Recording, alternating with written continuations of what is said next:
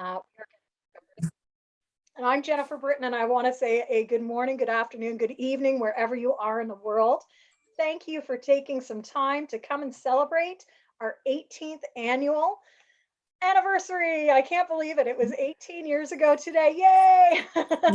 18 years ago today that we opened the doors virtually here at Potentials Realized. Some of you I've had the pleasure to work with. Others are just dropping in, which is fantastic.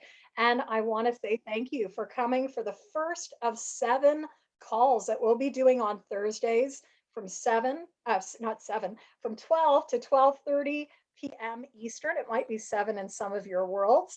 And we are going to be looking at a different spotlight every week.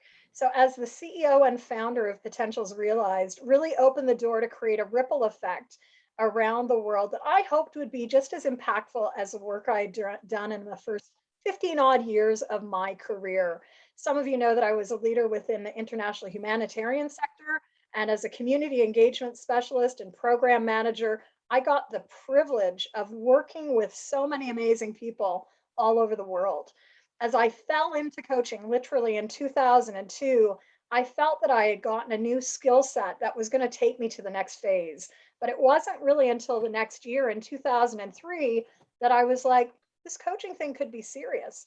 Because in 2003, some of you know I lost vision in one of my eyes. I have partial vision in one eye.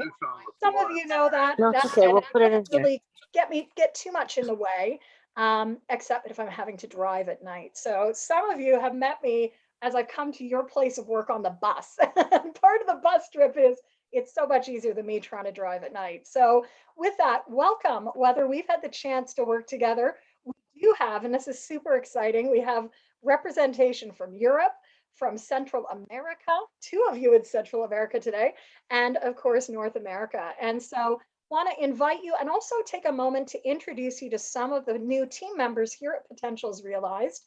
Today, I'm going to be co-facilitating with Ivana Valle, who is going to be introducing. Do you want to just unmute for a minute, Ivana, and say hi, say a little bit about who you are and what you do here at Potentials Realized?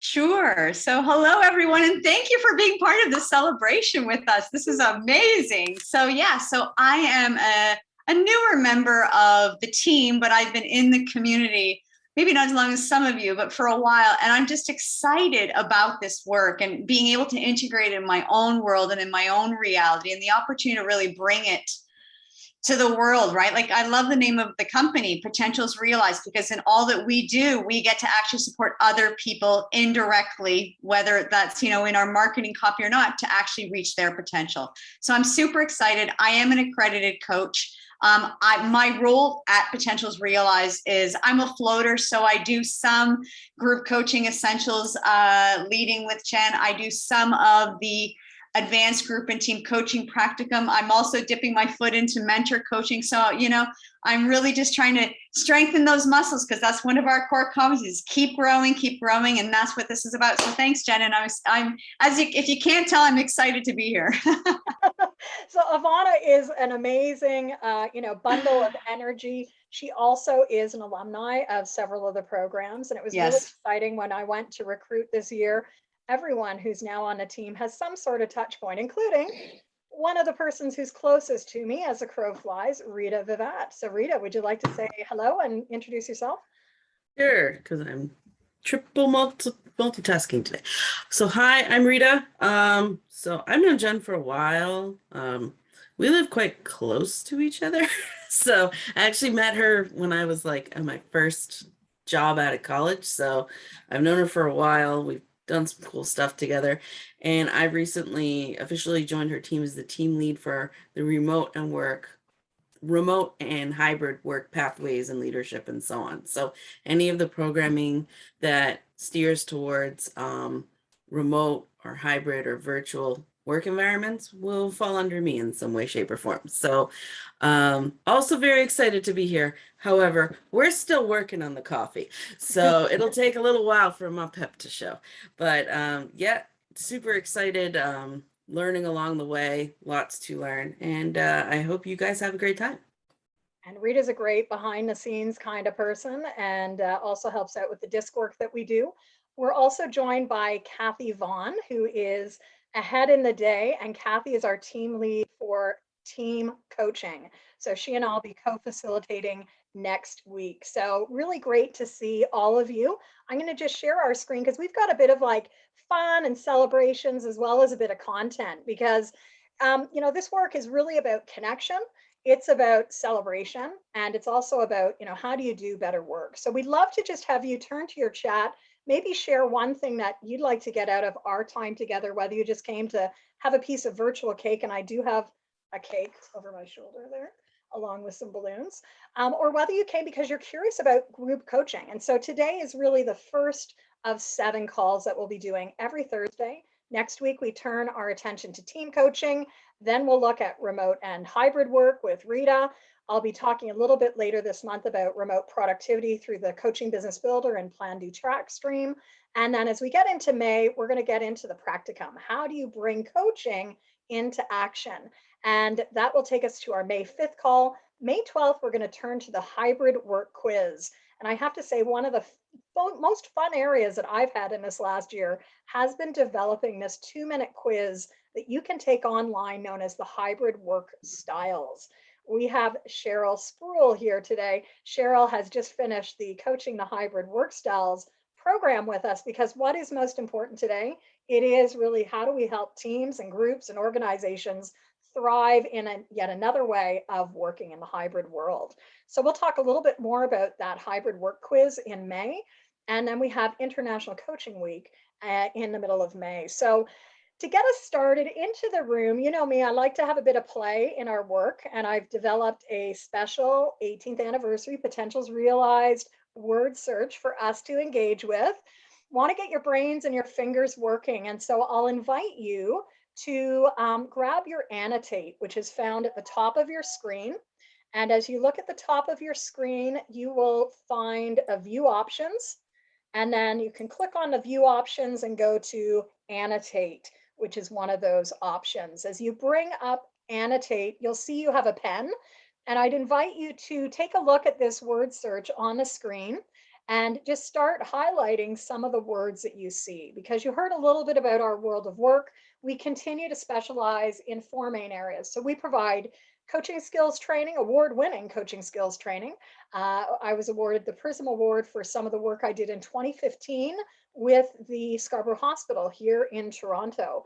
And our Group Coaching Essentials program celebrated its 15th year last year. By now, there have been thousands of people who have gone through that training in the last 15 years.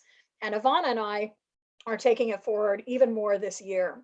In the team coaching realm, as several of you know, my second book, From One to Many, Best Practices for Team and Group Coaching, is all about how do we scale this work to teams. And certainly right now, teams are struggling. They really are wanting to come back together and look at how do we rebuild, how do we reinvigorate, how do we reposition. And so a lot of our work in recent months has been working with teams, whether we use the DISC or Strengths Finder, or even our 6 Factors of High Performing Teams framework to help them really pause and look ahead. A big part of our work is really stimulating people in different ways. And you may have joined us during the pandemic for the Virtual Facilitation Essentials program, a program that really takes, the unidimensional space of Zoom to a next level. In fact, we're going to be running the VFE again later this month. It is an 8.5 CCE program, and it really gives the behind the scenes of how do you do this stuff? How do you create like word searches? How do you create engaging calls where people aren't just zoning out? So take a look, and I think we've got a lot of those words. I'll get you as well to cross out the word that you found on the screen by, striking out the word that you had. And I think we've almost found all of those words now. So the power of the collective, which is great.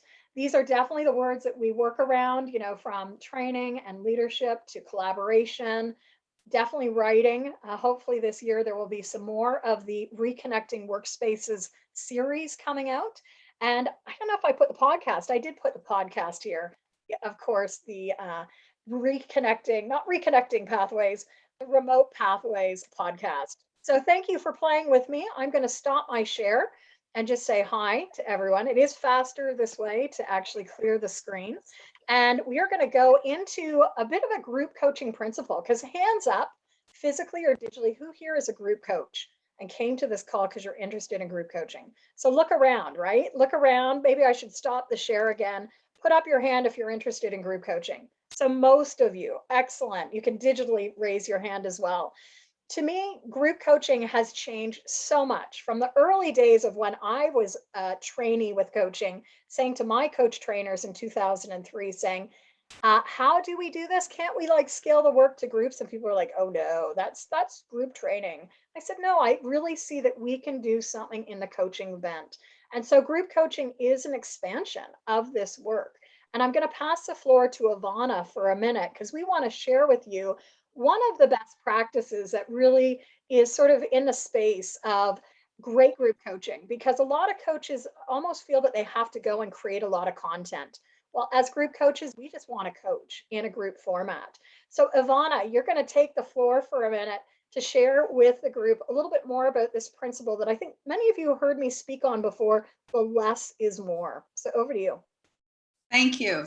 And let's have this conversation back and forth, Jen, about less is more, because, you know, even how you're demonstrating it now through this call, right? It's like we, as coaches, as humans, we want to give value. We want to give value. We want to give value, but the value that we can give oftentimes gets overwhelmed by content, right? And that really is the principle by Bob Pike. It's that 80-20 rule. And so what you really want to be thinking about in everything that you're doing, whether it be group coaching or in your life, how can I take some out to create space for other, for more, for different, right? And that's really what this principle, the essence of it. And you can do this in so many ways within your group coaching, whether it be in your design, you know, work, or whether it be, you know, in your marketing and sales copy. With a raise of hand, I can't see everyone, but let's get the group involved. Who here? Yeah, perfect. Who here has been on a sales landing page wanting to buy a program, but get lost because it's just full of stuff and full of stuff and full of stuff, and you're like, you know what? I'm done. Get me out of here. That's content overload. That's exactly what we don't want to be doing as group coaches or group leaders, whether it be in our design, in our actual sessions, in the ARC, or even in our copy. Like it's really who we are. And as much as I'm speaking of my own personal journey initially, like it was really hard to lean into the trusting of the group and leaning into that, you know, everyone is naturally creative, resourceful, and whole. But when you hold that space for people, when you hold that space for yourself, that actually opens up for magic, as I like to call it, right? Like we're opening up for the possibilities of magic. So that's kind of the principle. And I think a big thing too is when you're coming with this in mind, you actually change the game from facilitation to coaching. Because if you think about it, in facilitation, you're going with an outcome. And so you got to give value, give value, give value. And we have that goal also as a coach, but it's content heavy, because when they leave that room, you want to make sure that they get what they came for. It's not the way in group coaching. It is, we hold that whole program outcome because we've sold them something, but at the same time, they are naturally creative, resourceful, and also they have to actually be part of the conversation. But when we load our content or we load our agenda, there's no space for that. Jen, what are your thoughts on what I'm sharing? I want you to chime in here. Absolutely. So again, I want to throw it back to the group, and maybe this is where we crowdsource a little. You know, how many of you lead group coaching from a slide deck? So who brings slides? And I'll put my hand up because I do bring slides. I think slides create a bit of an anchor. But who would say they lead group coaching more from questions? So hopefully a few are thinking, yeah, questions. So I see Jen Milnes going, and I know Jen has been with us at other programs. So Jen, not to put you on the spot, but what would you say is one thing you lead your programming from or with? What is an area you lean into with your groups? It depends on the group. So some I do have slides, and that's where I was like, oh yes, to that question, but then some I don't. So depending on the type of group and what we're working on. Absolutely. And that's the thing. There's so much variability in the space of group coaching today.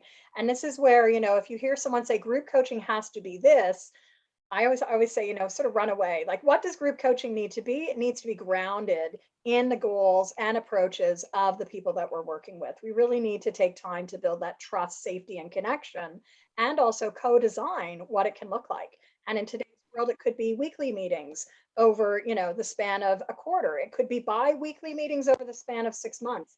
It could be, and some of you were with me last year and early this year on the 21 for 21 sprints, where we met for 21 minutes for 21 days at a time. And people got amazing outcome on their productivity goals. So be thinking about what it is that you're doing to build the connection.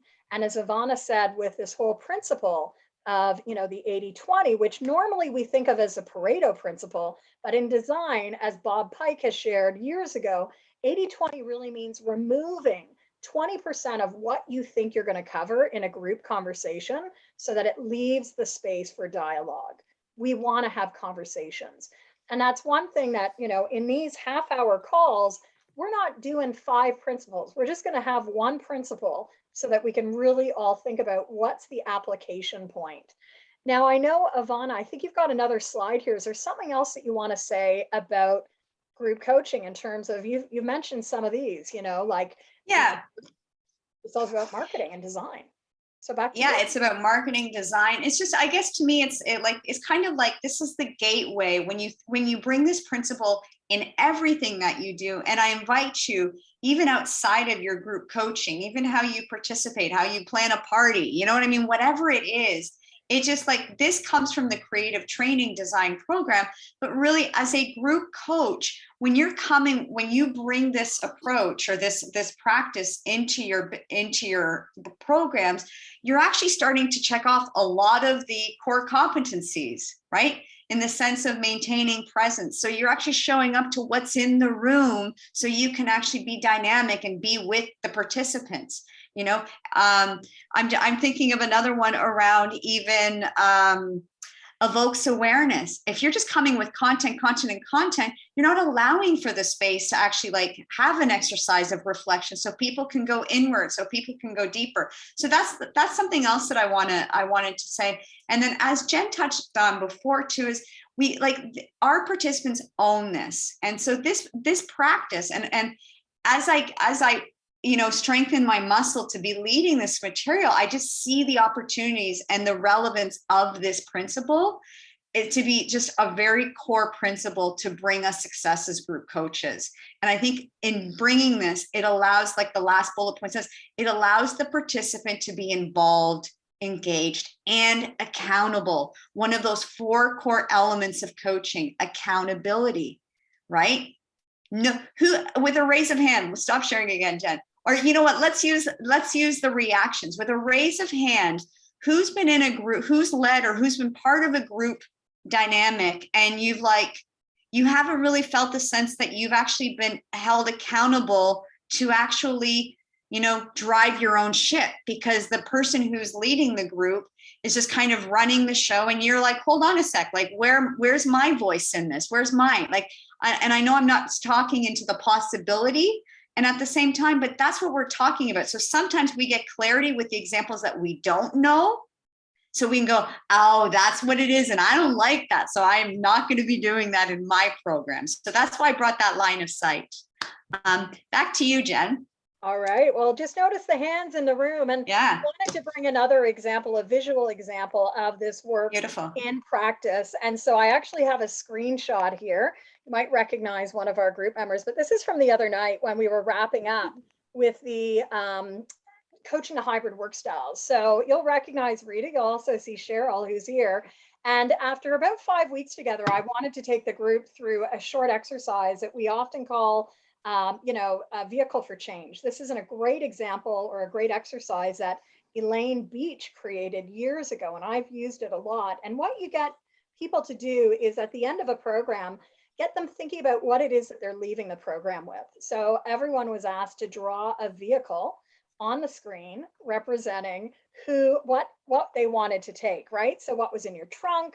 What were the headlights looking forward? What kind of vehicle did you want? What did the wheels look like, etc.? And so very much thinking about, how are we moving our learning forward? Because what's happened with a lot of learning in these last 2 years, especially, is it's being left on the screen, right? It's not translating back to our everyday work practices, whether they're back in the office, at home, in the hybrid, or the anywhere space, as we like to talk about it.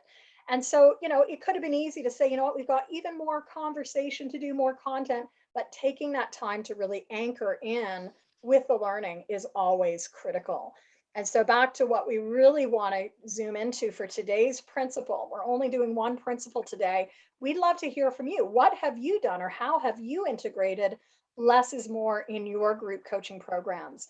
Yvonne and I have shared a couple of examples, and I know that there's lots of other ways that you could be integrating less is more. So we just want to stop our share for another minute and see if anyone would like to raise their hand and just share another way that you've started leaving more space for the dialogue, or leaving more space to help people go even deeper beyond the waterline. Some of you may have met me in, the Plan, Do, Track body of work, and I share the iceberg. I also share the iceberg in Reconnecting Workspaces, but it really gets teams to think about what's below the waterline of their results. What are those behaviors, the assumptions, the practices, the belief systems that are shaping their decisions and their priorities? So would anyone like to share how you've integrated less is more into your work? Because you probably heard me talking about this for the last decade, if you've met me. Any examples of a less is more beyond what we've shared today?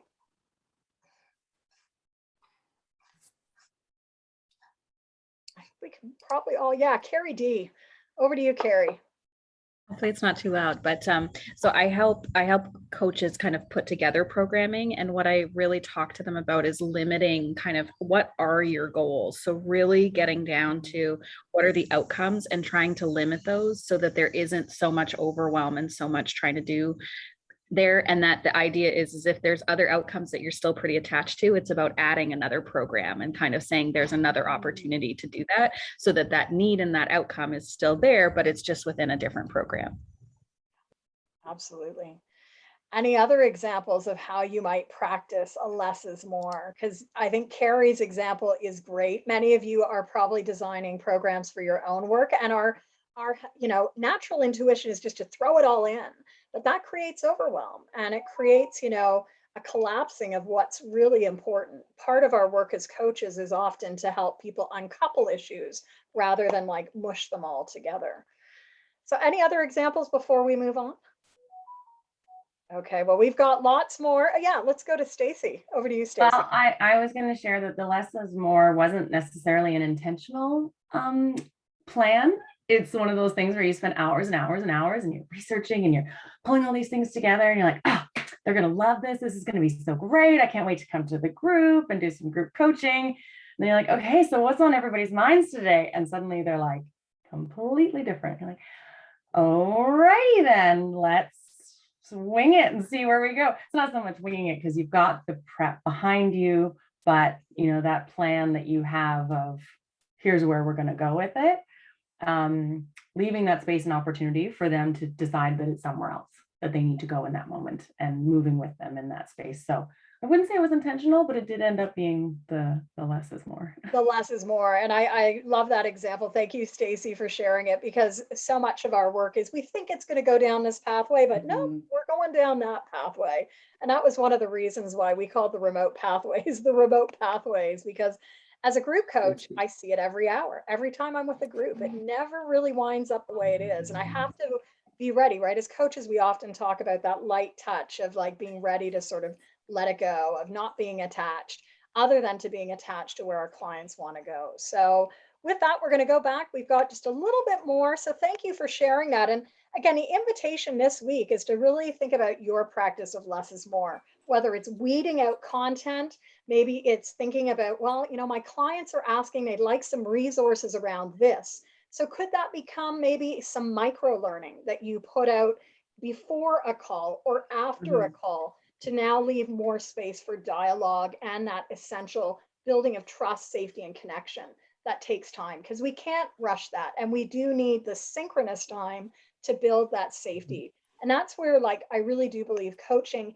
really happens, is when people are free to show up. So we will be going deeper into this in some of our upcoming programs.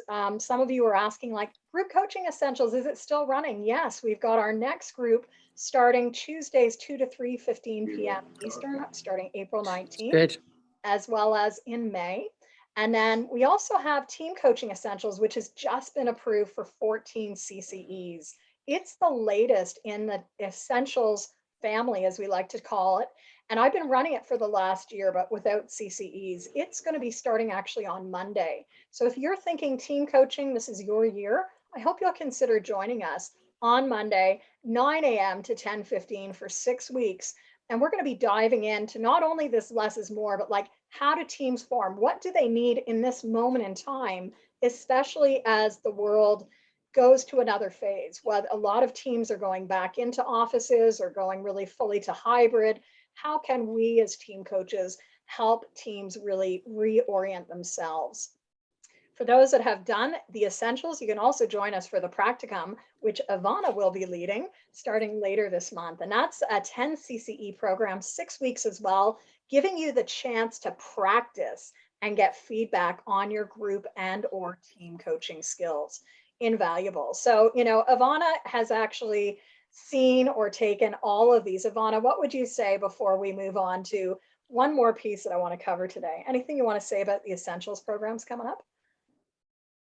And we'll get you to unmute. And I'll come off mute first. So I think they all stand on their own with strength. And at the same time, depending on which lens you're coming with, if you really are focusing on teams, there's value in group coaching. And there's also, it goes more laser and more directed to teams. And I know it's only been the last year. So for like me being an alumni before team coaching came out, I saw the value in actually putting it out, but my heart and my soul sings for the advanced group coaching practicum, because that's where the rubber hits the road.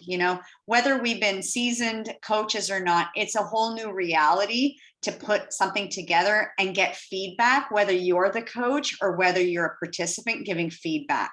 I know some of the people that are on this call have been through it, but I just know that that's where my confidence muscle really just gains strength and momentum.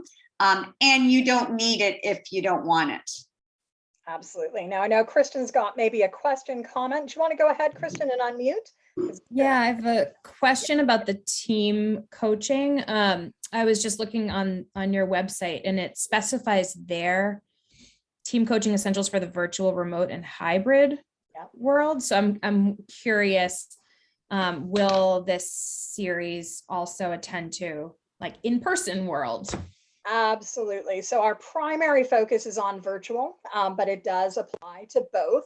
We wanted to sort of distinguish the work as well, but for those that are back all face-to-face, it's really applicable right now because it's helping teams reorient. Where are you? Where are you now? Where do you want to go? And so I think the world of team coaching will continue to be a bit of a blend of most, right? We now have the option to go back into the on-sites, right? So we can do that really deep dive at the front, maybe the midpoint and the end. And a lot of teams are still opting for virtual in those midpoint. They make such good muffins. So you'll see that you'll have both in terms of options with that, but we do go a little bit deeper into the whole hybrid space of like, what do hybrid teams need?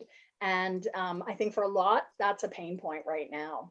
So yes, and you'll get sort of a little bit of both, because we continue to talk about the world, and I run that program with Kathy Vaughn, who isn't with us today, but next week, come back next Thursday if you can, because we're going to dive into team coaching and a best practice in that as well. So Kristen, does that answer your question? Yep, definitely. All right. So if you're interested, join us Monday. We won't have another one running until the end of May, which will go sort of May until end of June. And again, those times are Mondays, 9 to 10:15, starting this coming Monday, the 11th of April. You might have a question, well, what if I have to miss one because I can't make all of them? We do record, and you can still make up that lesson or that one that you need to. So we have a contest running for anyone who can join us live or asynchronously for all 7 calls. We're going to be doing a contest with a giveaway of a free program of your choice. So it could be Group Coaching Essentials, Team Coaching Essentials, the Advanced Practicum. But if you're here for all 7 calls and also listen in for a special word of the day, then you can send us your list. So here's the word of the day. And think back to the word search. You might have seen the word collaboration. Collaboration. So our first word for today is collaboration. And I want to invite you to please email. We're going to do it 2 ways. We're going to get you to email reconnectingworkspaces@gmail.com. I'm putting that in the chat, reconnectingworkspaces@gmail.com. That's going to go to our Gmail account, which either Ivana, Rita, I, or Kathy can access. Okay.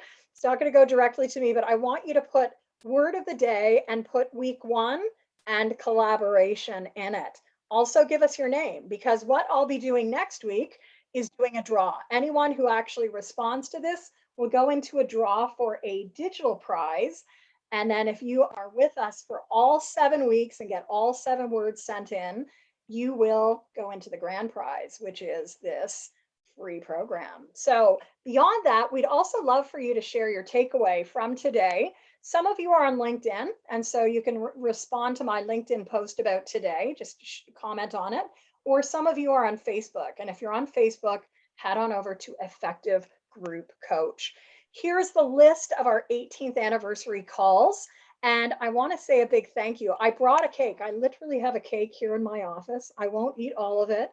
My family will get to benefit. I may drop some off at Rita's house as well. But I want to say a big thank you. 18 years in business.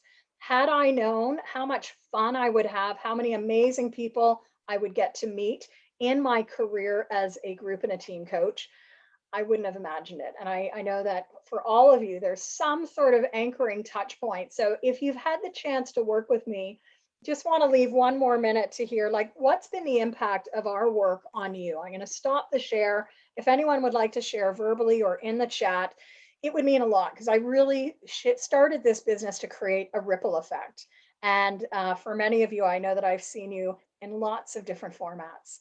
So any stories? Patrick saying your work has been an inspiration. Thank you, Patrick.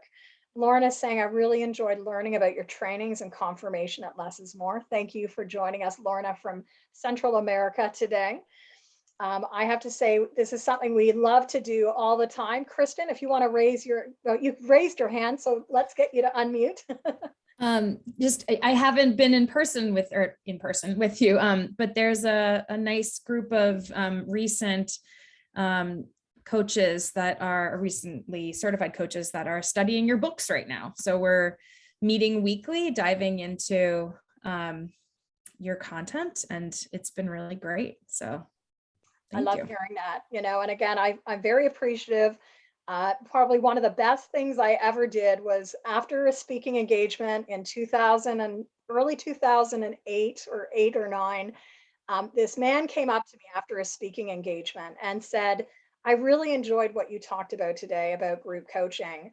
I've never heard anyone talk about this. Would you ever consider writing a book? And this was my first executive editor, Dan from Wiley, and really had a couple of amazing years working with Wiley on the first 2 books. After that, Dan and actually the whole team here in Wiley, Canada was actually closed. And so some of you know that I then became a media house myself. So we have Potentials Realized Media, which has been the house that's housed Reconnecting Workspaces, Effective Virtual Conversations, etc. So I want to say thank you. Any other comments before we go to wrap up? Yeah. Latifu. Yeah. Hi, Jen. It's so good to see you again. Good to see you. I've had several group courses, and I can say working with you is like moving from a Chevrolet to a Rolls Royce. So thank you so much. I appreciate that. I appreciate the metaphor and how nicely it fits in as well with, what we were talking about. Christine said the timing of Reconnecting Workspaces was the universe in action. Absolutely. It was a book that was 5 years in the making. I started writing it in 2017 on a flight from Toronto to New York. I had to speak pretty much in Times Square or overlooking Times Square to an organization in the financial services sector on performance conversations. And some of you might recall that I guess it was Halloween Day of 2017. And very much there had been this a mini terrorist attack. And so I was in the Toronto airport the next morning wondering, is my flight even going to go? And here I was, as my son said, Mom, you went to New York and came back and spoke faster than you do some days when you go down to downtown Toronto. How did you do that? But that was when I started writing Reconnecting Workspaces. And as much as the world has changed, the content is, still relevant. And I think will still be relevant for years to come. So thank you very much for coming. I hope we'll see you again next week. Cheryl's noting, expanded my knowledge, not only about coaching, but also program design. Carrie D said the power of group coaching. It wasn't something I really knew about until I did your group coaching essentials. And it's been a pleasure to work with so many of you. We haven't worked yet together. Look forward to that sometime in this year. Thank you, Ivana, for being here today. Rita's already had to drop off for another call, and we will see you on next Thursday. All right. Take care, everyone. Have a great day, and thanks for celebrating with us. Be well. Take care. Bye-bye.